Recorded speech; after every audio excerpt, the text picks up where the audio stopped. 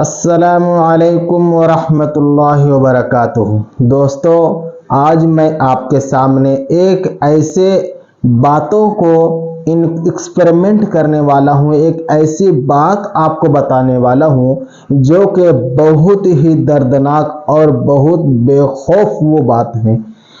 जो हम आज सुनने वाले हैं वो काना दज्जाल के बारे में, जो बहुत ही खतरनाक है। वो फितना जो है इतना डेंजर है कि जब से दुनिया कायम हुई है, जब से दुनिया बनी है, तब से लेकर अब तक जितने भी अंबिया कराम आए, सब के सब ने उस फितना से महफूज रहने का, उस फितना से बचाव रहने का कुछ न कुछ जरिया जरूर बता कर गए हैं। तो दोस्तों, मैं हूं इंडिया से मरगूब आलम। आज हम देखने वाले हैं काना दज्जाल के बारे में। तो चलिए हम देर न करते हुए वीडियो को दज्जाल की आमद। कुर्बे कयामत की 10 बड़ी अलामात में से एक अलामत दज्जाल का जाहिर होना भी है। नाजरीन इकराम, अगर आप इस चैनल पर पहली दफा आए हैं तो सच्ची और सबक आमोज कहानियों के लिए चैनल को सब्सक्राइब जरूर कीजिएगा। आपकी मोहब्बत का बहुत शुक्रिया। दज्जाल का फितना तारीख इंसानी की इब्तदा से लेकर इंतहा तक के तमाम फितनों से बड़ा और खतरनाक फितना है, जिसकी बड़ाई और शिद्दत का अंदाजा इस बात से भी लगाया जा सकता है कि हर एक नबी अलैहिस्सलातु वस्सलाम ने अपनी अपनी उम्मत को दज्जाल का फितना से डराया। दज्जाल का मायनी है बहुत ज्यादा झूठा शख्स, क्योंकि दज्जाल भी हक के साथ बातिल को मिलाकर झूठ बोलेगा, इसलिए इसे दज्जाल कहा गया है। ये अव्वलन खुद को मोमिन जाहिर करेगा और लोगों को भलाई की तरफ बुलाएगा, लेकिन फिर नबूवत का और आखिरकार खुदाई का दावा करेगा। मशहूर है कि उसकी असल यहूद से होगी। हकीमुल उम्मत मुफ्ती अहमद यार खान नईमी रहमतुल्लाह अलैह फरमाते हैं, दज्जाल 2 किस्म के हैं, छोटे और बड़े। छोटे दज्जाल बहुत हुए और होंगे। हर झूठा नबी, झूठा मौलवी, सूफी जो लोगों को गुमराह करें वो दज्जाल हैं। बड़ा दज्जाल सिर्फ एक ही है जो दावा खुदाई करेगा। इमाम मोहम्मद बिन अहमद कुर्तबी रहमतुल्लाह अलैह फरमाते हैं, दज्जाल और कुर्बे क़यामत इसके ज़ाहिर होने पर एतकाद रखना बरहक, और यही अहले सुन्नत बिलअमूम फ़िक़हाए कराम और मुहद्दिसीन इज़ाम का मसलक है। मुख्तलिफ अहादीस में दज्जाल का हुलिया बताया गया है। इन तमाम को सामने रखने से दज्जाल का जो हुलिया सामने आता है वो ये है कि दज्जाल एक जवान मर्द होगा, दराज कद और एक आंख से काना होगा, और कानी आंख ऐसी होगी जैसे फूला हुआ अंगूर हो, जबकि इसकी एक आंख खून आलूद होगी। इसका सीना चौड़ा और जरा सा अंदर की तरफ धंसा हुआ होगा। दज्जाल की पेशानी चौड़ी होगी और दोनों आंखों के दरमियान काफ फे रे यानी काफिर लिखा हुआ होगा, जिसे हर मुसलमान पढ़ सकेगा, चाहे उसे पढ़ना आता हो या ना आता हो, और इसके बाल घुंघरियाले होंगे। दज्जाल के निकलने से पहले दुनिया की बहुत बुरी हालत होगी, जैसा कि अहादीस मुबारका के मज़ामीन से पता चलता है कि उसके निकलने से 3 साल पहले ही दुनिया में आम कहत फैल जाएगा। पहले साल आसमान 1/3 बारिश और ज़मीन 1/3 पैदावार रोक लेगी। दूसरे साल आसमान 2/3 बारिश और ज़मीन 2/3 पैदावार, जबकि तीसरे साल आसमान सारी बारिश और ज़मीन सारी पैदावार रोक लेगी, हत्ता कि आसमान शीशे का और ज़मीन तांबे की हो जाएगी।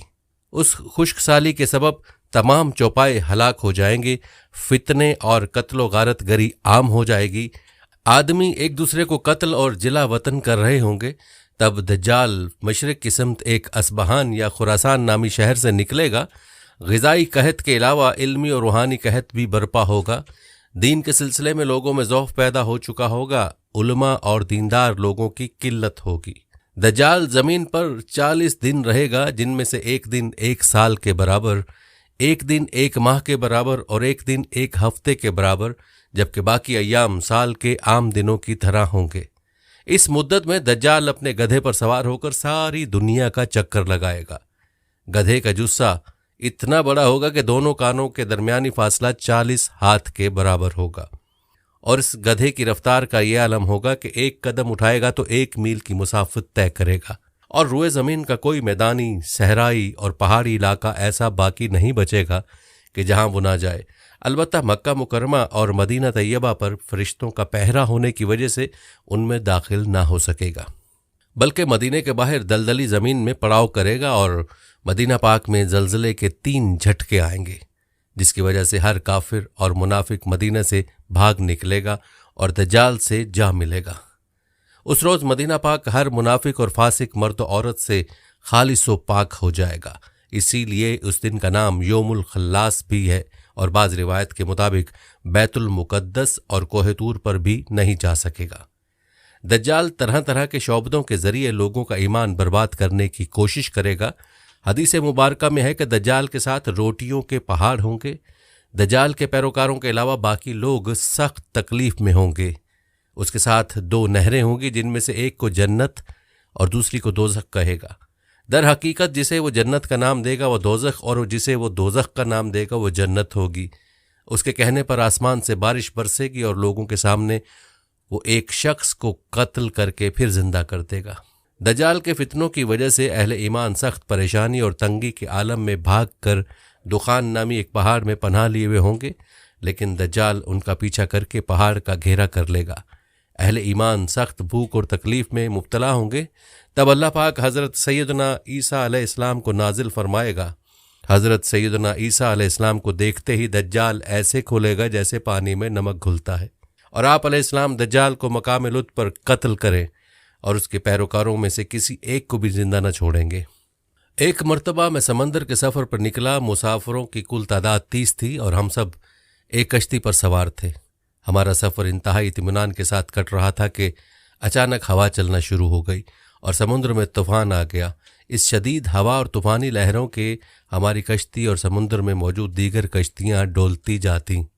कश्ती के मुसाफिर सूरत हाल से परेशान हो गए और हर कोई अपने अपने खुदाओं को पुकारने लगा, क्योंकि किसी को कुछ समझ में नहीं आ रहा था कि क्या करे। समुद्र से उठने वाली लहर एक सिमत की बजाय हर तरफ से कश्ती को अपनी लपेट में ले रही थी। थक हार के मल्लाह ने भी चप्पू छोड़ दी और एक तरफ बैठ गया। अब हम में से हर किसी को ये यकीन हो चुका था कि एक मौत यकीनी है। सूरज गुरूब होने का था और इसकी रोशनी आहिस्ता आहिस्ता खत्म होती जा रही थी। शाम का अंधेरा और मंजिल का कोई पता नहीं था। ये भी खबर न थी कि कश्ती किस सिमत में जा रही है और समंदर की लहरें अब कब तक कश्ती को सलामत रहने देंगी। इस खौफ व हरास की हालत में रात गुजर गई और सुबह की हल्की हल्की रोशनी फैलने से हर तरफ उजाला ही उजाला हो गया। कश्ती के रात भर हिचकोले खाने के बाद किसी को कुछ खबर न थी कि हम कहाँ पहुँच गए। फिर अगला दिन भी इसी कैफियत में गुजरा और फिर इसी तरह रात के बाद दिन और दिन के बाद रात आती गई और हमारी कश्ती को समंदर में फंसे हुए पूरे 30 दिन गुजर गए। फिर अचानक 30 दिनों के इस सूरत हाल के बाद भूल भटके दोस्तों, मैंने आपको एक ऐसी चीज दिखाई है, एक ऐसे बात से आगाज किया है आपको कि आप देखें और इबरतनाक को उससे बचाव के लिए आप जो हद तक हो सके आप कीजिए। जो नबियों ने बताए उसको राह रास्त को पकड़ कर चलें आप, तब जाके इस फितना से आप महफूज रह सकते हैं।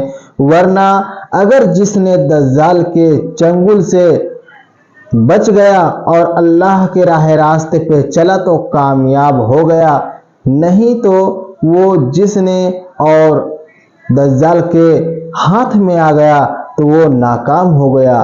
तो दोस्तों, इसी तरह का इंटरेस्ट और नए नए अंदाज में और नए नए तरीका, इसी तरह का वीडियो पाने के लिए आप हमारे चैनल को सब्सक्राइब कर लीजिए और बेल आइकन का नोटिफिकेशन ऑन कर लीजिए इसी तरह का लेटेस्ट वीडियो पाने के लिए। तो दोस्तों, मैं आपसे इस वीडियो में इजाज़त लेता हूँ। आप बखैर आफियत होंगे।